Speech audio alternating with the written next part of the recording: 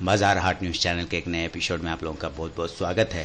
दोस्तों यहाँ पे 14 सितंबर 2020 यानी सोमवार से जो नया सप्ताह शुरू हो रहा है उसके लिए मैं पोजिशनल स्टॉक को सेलेक्ट करके लेकर आया हूँ। वीकली पिक्स जिसे मैंने नाम देता हूँ, मैं हर सप्ताह स्टॉक्स लेकर आता हूँ।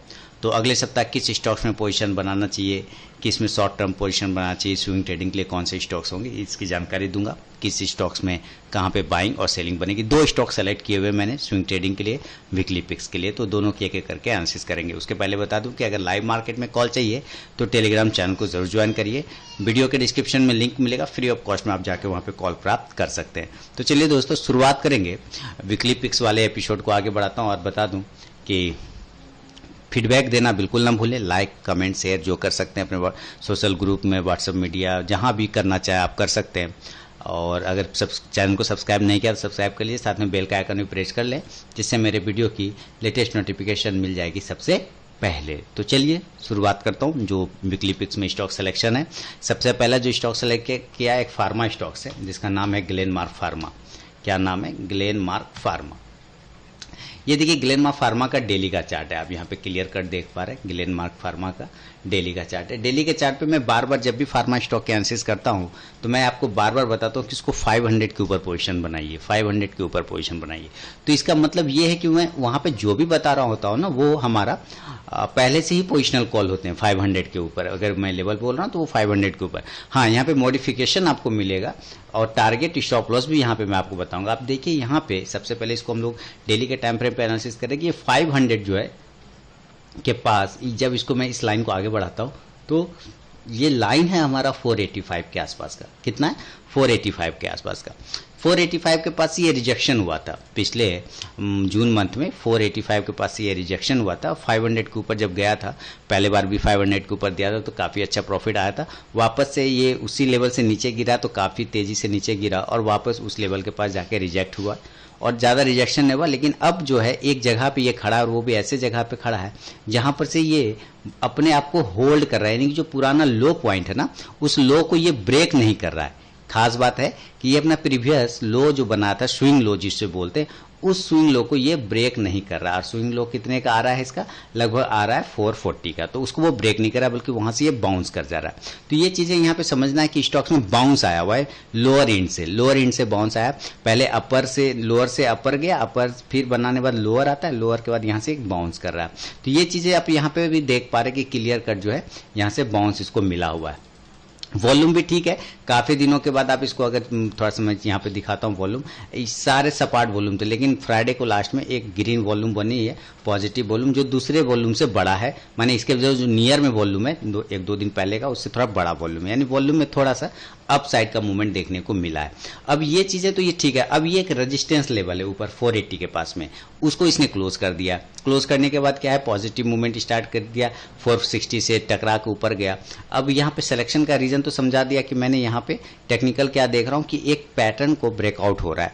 ऊपर से एक ट्रेंड लाइन का एक रेजिस्टेंस था, ये देखिए ये एक ट्रेंड लाइन का एक रेजिस्टेंस था। आप प्राइस चैनल भी समझ सकते हैं, ये प्राइस चैनल का रेजिस्टेंस था जिसको इसने ब्रेकआउट दे दिया है यहाँ पर, है ना। क्लियर कट आप यहाँ देख पा रहे हैं कि ये ब्रेकआउट मिल गया है।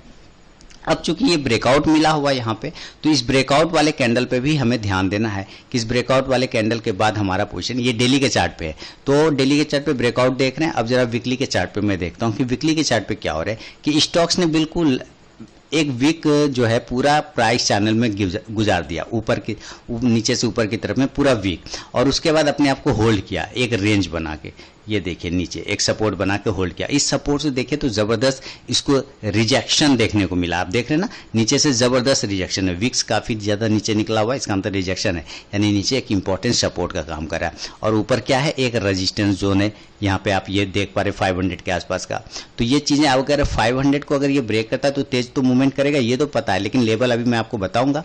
सिलेक्शन का रीजन आपने समझ लिया, टेक्निकली चार्ट पे काफी बुलिश है। और अगर आप इसका कुछ इंडिकेटर देखें जैसे MACD और RSI वगैरह, तो देखिए RSI तो ठीक है, RSI में कोई प्रॉब्लम नहीं है। RSI 58-56 के पास चल रहा है, इसमें कोई प्रॉब्लम नहीं। प्रॉब्लम कहाँ पे क्रिएट कर रहा है? MACD की लाइन थोड़ी नीचे है सिग्नल लाइन से, तो सिग्नल लाइन मैं बड़ा कर दूं, यहाँ देखिए ये लाइन कुछ ऐसे होना चाहिए, ये लाइन ऐसे रेड वाला लाइन, रेड है MACD की लाइन, ब्लू है सिग्नल लाइन। तो MACD की लाइन जैसे जैसे डाइवर्ज होगा, आप यहाँ पे जरा ध्यान से देखिएगा, ये वॉल्यूम ये बड़ा हो रहा है। तो ऐसे जब ये ऊपर की साइड में काटेगा इस सिग्नल लाइन को, तब ये बहुत ही पॉजिटिव हो जाएगा, इस तरह से ऊपर क्रॉस करके जाएगा। तो तीसरी बात क्या है कि आप यहाँ पे अगर अदर इंडिकेटर देखते हैं जो मूविंग एवरेजेस वगैरह, जिसमें आप चाहे 9 डेज का मूविंग एवरेज देख लें, चाहे 50 डे का देख लें, चाहे 26 डे का देख लें, चाहे 100 डे का देख लें, सारे मूविंग एवरेजेस के ऊपर ये क्लोज कर रहा है ग्लेनमार्क फार्मा।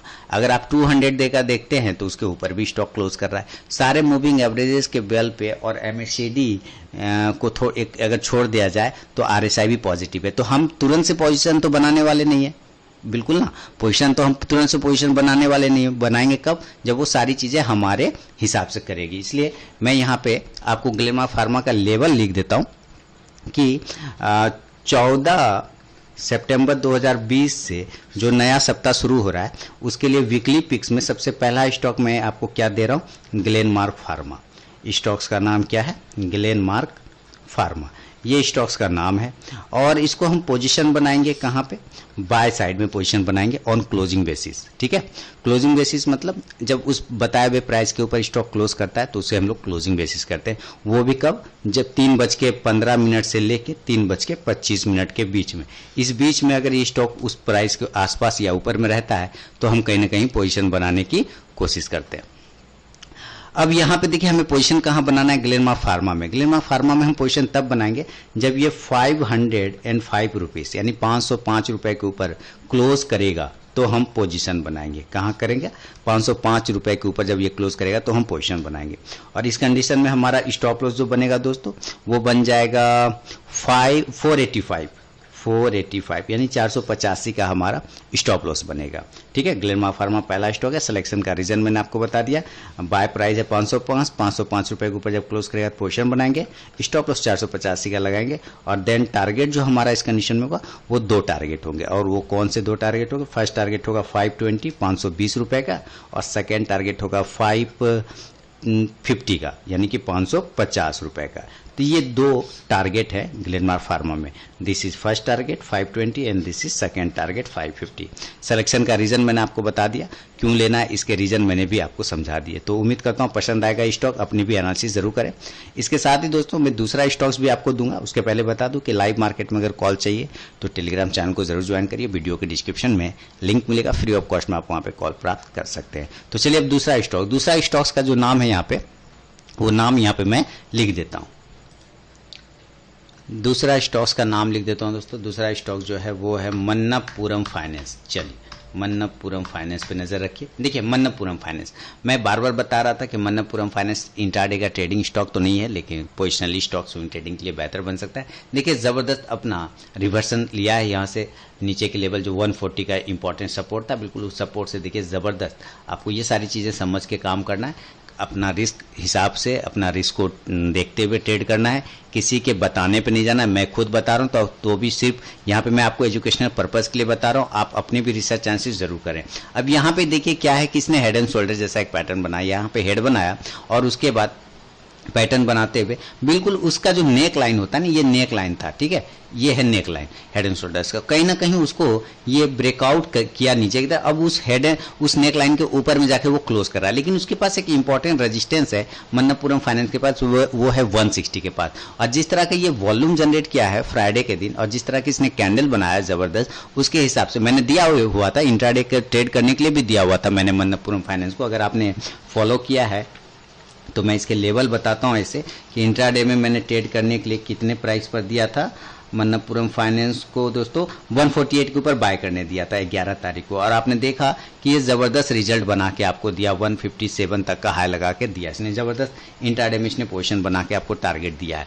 मैंने दिया हुए 3 स्टॉक्स में मैंने सेलेक्ट करके दिया हुआ था जो इंट्राडे में, उसी के वजह से उसको नजर पे था मेरे, तो मैंने यहाँ से दिया। साथ ही यहाँ से देखिए जब ये अपने नेक लाइन को वापस ब्रेक कर रहा है तो कहीं ना कहीं एक ट्रेंड लाइन को भी ब्रेक कर रहा है।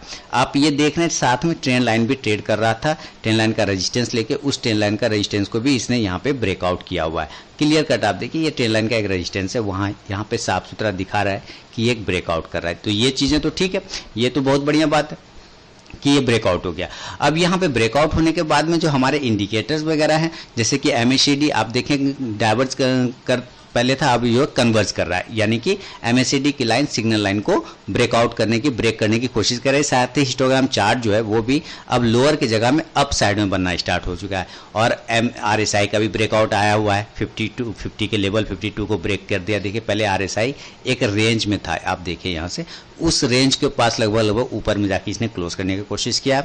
उसके बाद अब 200 DMA के ऊपर भी आप देख रहे हैं रिसेंटली इसने क्लोज किया हुआ, ये भी बेहतरीन है। उसके साथ ही सारे मूविंग एवरेज को 9, 26, 50 डे, 100 सारे एक्सपोनेंशियल मूविंग एवरेज के ऊपर में ये ट्रेड कर रहा है। इसके वजह से मन्नप्पुरम फाइनेंस का सिलेक्शन हो गया। तो इसके लेवल में यहाँ पे लिख देता हूँ दोस्तों, सेकेंड स्टॉक कौन है, मन्नप्पुरम फाइनेंस। तो चलिए मैं यहाँ पे इसके लेवल लिखता हूँ मन्नप्पुरम फाइनेंस के, और वो लेवल है, तो यहाँ पे मन्नप्पुरम फाइनेंस का, चलिए मैं यहाँ पे मन्नप्पुरम फाइनेंस का लेवल लिख देता हूँ कि आपको मन्नप्पुरम फाइनेंस में किस लेवल पे पोजीशन बनाना है। सेकेंड स्टॉक कौन सा हो गया, मन्नप्पुरम फाइनेंस का, और यहाँ पे लेवल लिख देता हूँ सेकेंड स्टॉक्स मन्नप्पुरम फाइनेंस। गोल्ड का फाइनेंस के काम करती है मन्नप्पुरम फाइनेंस। कंपनी भी बेहतरीन है, ब्रेकआउट हुआ पड़ा है डेली के टाइम फ्रेम पर, वीकली पे भी, और इसके बाय लेवल होंगे क्लोजिंग बेसिस पे मन्नप्पुरम फाइनेंस में 163 के ऊपर। 163 रुपये के ऊपर निकलेगा मन्नप्पुरम फाइनेंस तो बाय का पोजीशन बनाएंगे, और स्टॉप लॉस इस कंडीशन में रहेगा 156 156 रुपये का, यानी कि 156 का। और टारगेट इस कंडीशन में दो टारगेट होंगे। फर्स्ट टारगेट होगा 170 170 रुपये का, और सेकेंड टारगेट जो होगा वो 180 का होगा, यानी 180 रुपये का। तो ये सेकेंड स्टॉक है। पहला स्टॉक दिया था मैंने आपको ग्लेनमार्क फार्मा का, और सेकेंड स्टॉक मन्नप्पुरम फाइनेंस का। तो दोस्तों ये स्टॉक है वीकली पिक्स में मैंने सेलेक्ट करके आपको दिए हैं। अगर ये मेरी वीडियो और एनालिसिस पसंद आए तो जरूर लाइक कीजिए दोस्तों, और अपना इंपॉर्टेंट फीडबैक देना बिल्कुल भी ना भूलें। मिलता हूं अब नेक्स्ट वीडियो में दोस्तों, तब तक के लिए बहुत बहुत धन्यवाद।